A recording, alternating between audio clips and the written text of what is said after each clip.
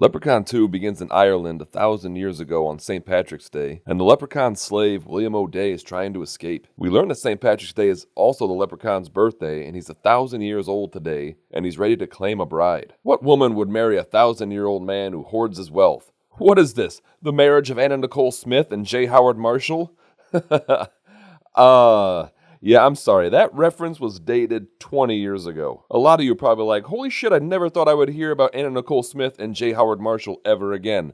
And that's what we do here. Distracted nerd. We're like a really shitty time capsule. The leprechaun has chosen his bride, and if she sneezes 3 times and no one says God bless you, then she will be the leprechaun's bride and the leprechaun will set William free. William's on board with this idea until he realizes that the leprechaun wants to marry William's daughter. On the girl's 3rd sneeze, William God blesses her, and the leprechaun places a curse on his bloodline, and on his 2000th birthday he'll go after William's most beautiful descendant. We then jump ahead 1,000 years to Los Angeles on St. Patrick's Day, and it should be noted that Leprechaun 2 is also the only Leprechaun movie that takes place on St. Patrick's Day. That could have just been this series' thing. You know how like Michael Myers attacks on Halloween, and Jason kills on Friday the 13th, or how Good King Wenceslas exacts his revenge only on the Feast of Stephen. That one is from a little side project I'm writing. It's kind of a horror comedy musical. If any Netflix executives are watching, you might be interested. I can make it like Stranger Things. I have no shame. We meet Cody, who works on a dark side tour that visits all of the notorious death and murder locations in Hollywood, like the spot where River Phoenix died,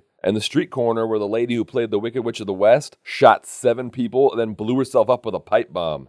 She was insane. Oh, and don't get too excited about Clint Howard being in this. It is just a cameo as a dumb tourist. And like, you're on your 2nd movie about a murderous leprechaun. You know the movie's going to be stupid, and you have Clint Howard on set. He should have 2nd billing in your Leprechaun movie. He should be like the leprechaun's assistant or something. So Cody dupes these 2 suckers into his Hollywood tour scam, and we learn that he's dating Bridget, who is a descendant of William O'Day.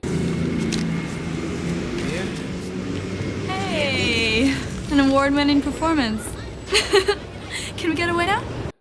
You literally just saw the tourist get into his car, right? Wait, do you think that they just sit in the car? All right, sure. And there you go. Great. Okay, that way, right around the back. All loaded in. Now it's just you, me, and a ton of hot steel going 200 miles an hour. Cody, we're going to the go-kart park, not the Indy 500. Wait, is the whole thing just making them sit in the car? So it turns out that Cody is just the guy that lures these people into the hearse, and his uncle Morty is the actual driver. And Morty is currently getting drunk in a bar, and Cody is desperately trying to get Morty to go drive the tourists so he can go ride go-karts with Bridget. I'm sober. I'm sober. Wait. Okay. Okay. Give me a comb. I don't have one. You look fine. Come on. Where'd they put the door? You can't give the tour. Why not? Well, because you're plastered. Are you just now figuring this out? So Cody, oh so very reluctantly, decides that Morty is too pissed drunk to drive innocent people around town, so he has no choice but to give the tour himself. Yeah. Give him their money back.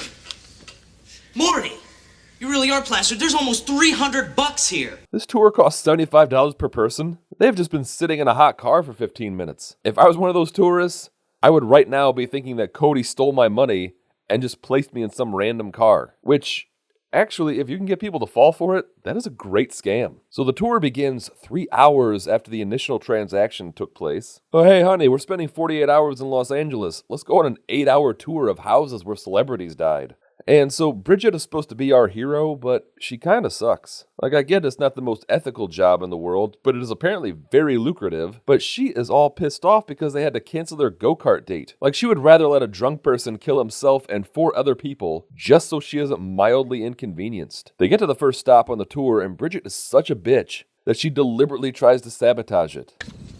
From this cliff, high above the Pacific Ocean, lies the death site of You gave me the wrong card. Oh, did I? Are we supposed to root for this awful person? But it doesn't matter anyways, because the owner of the house chases them away. That creepy ass vehicle off of my property. Hey, stay out of this neighborhood. Don't you come back in this neighborhood no more. We don't need them like you in here. By the way, that was the final resting home of Bela Lugosi. Well, then who the hell was that? That was the current homeowner. Bela Lugosi died like 40 years ago. Did you think... What did you think? The final, and for comedy purposes, second stop on the tour is Harry Houdini's mansion, but they get spooked by a homeless man and drive off. You know, I would be so pissed that I was stuck in that car, but I probably wouldn't say anything because I would also be convinced that this is still a scam to murder me. The homeless man sleeps on the property under a tree that was gifted to Houdini by the people of Killarney, Ireland. And it's also where the Leprechaun has been living. So where does this movie fall in the Leprechaun timeline? Is this a prequel to the original, or do these movies just not flow together at all? It's like this movie was supposed to be a direct sequel with a Leprechaun trying to marry Jennifer Aniston's character from the original, but she turned down their offer of $25,000. This was 1995. Friends was a national phenomenon by this point, and she was well on her way to being one of the biggest stars on the planet. And you're going to try to lure her into your shit movie with what basically amounts to the sticker price of a supercharged Ford Fiesta? She probably already had 5 Ford Fiestas by that point. Matt LeBlanc had 7. The Haunted Hollywood Tour then makes a stop at a haunted go-kart track, which is run by Cody's rival Ian. And we learn what really gets Bridget off. Come on, Bridget. Let's get down to the track. I saved a special crash helmet just for you. Don't you have to work? Not if you're here. I can get someone to cover for me. Man, Bridget loves a man that shirks his responsibilities. Seriously, Cody, get as far away from this broad as you can. Bridget. Seriously, look at the pure contempt that she has for her boyfriend. Look, next time things will be different. Next time I'll let my piss-drunk uncle ram 4 tourists into a school bus, killing everyone in the fiery blast. You're just telling me what I want to hear. Ian drops Bridget off at her house and gets pissed because she won't put out. And so the Leprechaun then conjures a fake Bridget to lure Ian into the garage, but the Leprechaun actually enchanted a running lawnmower to look like Bridget, and Ian gets his face chopped off, completely off camera. Now, I want to see a Leprechaun movie that has some of the best horror practical effects artists in the business. Like Tom Savini would have had a field day with a death like this. So the Leprechaun got rid of one romantic rival, and the rules for marriage are still the same. If Bridget sneezes 3 times and no one says God bless you, then she is the Leprechaun's bride. Cody shows up to Bridget's house, and the Leprechaun makes her sneeze 3 times, and on the 3rd sneeze, the Leprechaun tries to strangle Cody before he can say God bless you. Bridget knocks over his pot of gold, and Cody ends up with one of the pieces, and the Leprechaun teleports himself and Bridget to his Leprechaun lair, and is all set to consummate the union when he discovers that he's missing a gold coin and has to clock back into his Leprechaun job to retrieve it. It's missing. A gold shilling. I must have it back. I'll do. I want to make myself look pretty for our wedding night. For my husband now. I want to please you. You know, Bridget, you're kind of f***ing all over the place. Cody chooses his job over you and you get pissed. Ian ditches his job for you and you're swooning. The Leprechaun chooses his stash over pleasing you sexually, and you're all horny about it? Also, this is your 3rd sexual conquest in like 2 hours, Bridget. Reflect on your life a bit. Here's a proper wedding dress. Yeah, good call on her not being able to wear white on her wedding day. The Leprechaun goes back to Bridget's house to find his gold coin, and the police are already there and think that Cody killed Ian and kidnapped Bridget. Cody goes to Morty's place and tells him the Leprechaun kidnapped Bridget, and he shows him the gold coin that he took. And luckily, this alcoholic con man has a book about coins at the ready, and they discover that it's a Celtic gold coin from the 8th century. Also, this is insanely off topic, but why aren't they called the Boston Celtics? The book says that the Leprechauns are masters of illusion, and that the Leprechaun's only weakness is that it can be harmed by wrought iron. They possess telekinetic powers and can turn invisible at will. They are masters of illusion. Both leprechauns and fairies can only be harmed by wrought iron. Really? We're doing this already? The first Leprechaun movie showed that the Leprechaun could be stopped by bullets, a 4-leaf clover, and women's shoes. But now, apparently, only wrought iron will do, and nothing else. The Leprechaun shows up and agrees to trade the coin for Bridget, but before he can do it, Morty knocks a bookcase over on him. You alright there, buddy? Maybe we should update the weaknesses to wrought iron and balsa wood. They run to a bar full of St. Patrick's Day revelers, and in the bathroom, Cody gets cornered by the Leprechaun and... Okay, so it's not the Leprechaun. It's just the, second most famous little person at the time? Tony Cox, right? We can all agree who's probably second famous? Take them. Thanks. It's real milk chocolate. Wait a minute. This drunk little person dressed like a leprechaun who cornered me in a bathroom stall just offered me chocolate. That's fine, but I can't help feeling like something is off about this completely normal scenario that happens to me at least 5 times a day. Cody goes to get Morty, but they discover that the Leprechaun is at the bar, and Morty challenges the Leprechaun to a rye drinking contest. Want some rye? Of course you do. Maybe it's just part of that leprechaun myth that they can all hold their liquor. Let's cheer him on. He's one of us. One of us. One of us. One of us. And I guess you can add peer pressure to his list of weaknesses. So the Leprechaun gets hammered, and he can't control his magical powers, so he runs off. Look, wrought iron's one thing that can harm him, right? I guess. Morty and Cody go to the go-kart track to steal the wrought iron safe so they can trap the Leprechaun inside. They trip the silent alarm, and a security guard arrives on the scene. And I'm sorry, buddy, but no security guard has ever survived a horror movie. They've never even survived any action thriller. Wake him up! So their thought process is that the security guards will come rush to check it out. Now there have been explosions, screaming, and gunshots this entire night, and not one single cop has shown up. So what makes them think that some security... Oh my god, that's actually tremendous response time. If those guards weren't about to be brutally murdered, I would suggest they ask for a raise. Manage to trap the Leprechaun inside, and movie should be over. Chain it up, throw it in the ocean, problem solved. But Morty locks Cody in a closet and demands the Leprechaun grant him 3 wishes. Now, I could ask you for $1 million, even $1 billion, but no. What I think I would like is your crummy pot of gold. Why wouldn't you wish for $1 billion?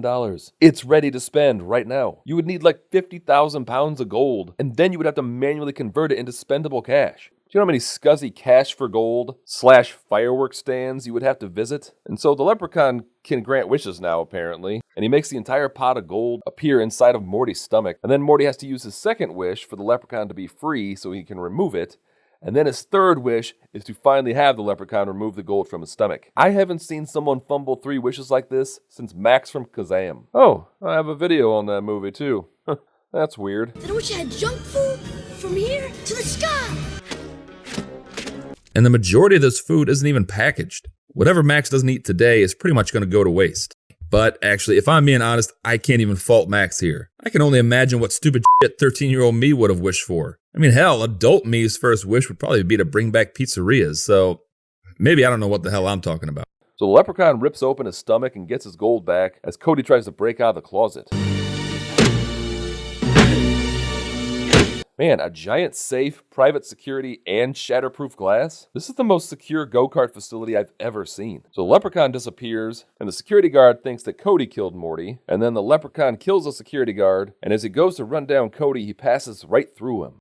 What? So in the first movie, and really for this whole movie up to this point, the Leprechaun can and has hurt and killed people that have had his gold. But now, apparently as long as someone has... the last piece of gold and the Leprechaun can't hurt him? Which is of course absurd. Even if you try to twist this into a very specific scenario, we've already seen it. In the first movie, the Leprechaun had all of his gold back except one, and was very easily able to hurt Ozzy.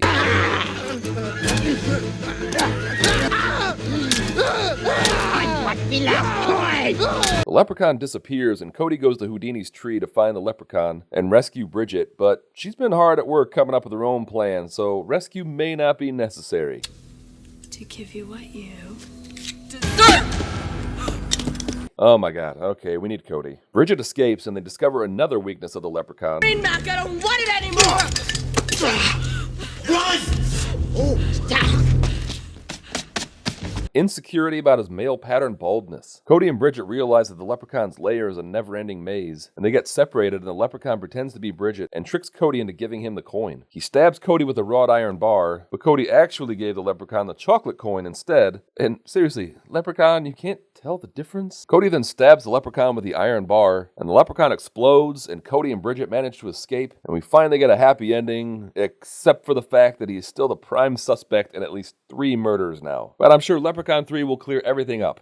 What's that? It doesn't? None of these movies are connected? Okay, it's just crazy enough to work. I will say I am excited to see all the stupid shit that becomes the Leprechaun's only weakness in each subsequent sequel. By the last one, it'll be like, only the WWF wrestling superstar figure of Rowdy Roddy Piper can stop a Leprechaun. And actually, I said that as a joke, but that would be pretty badass.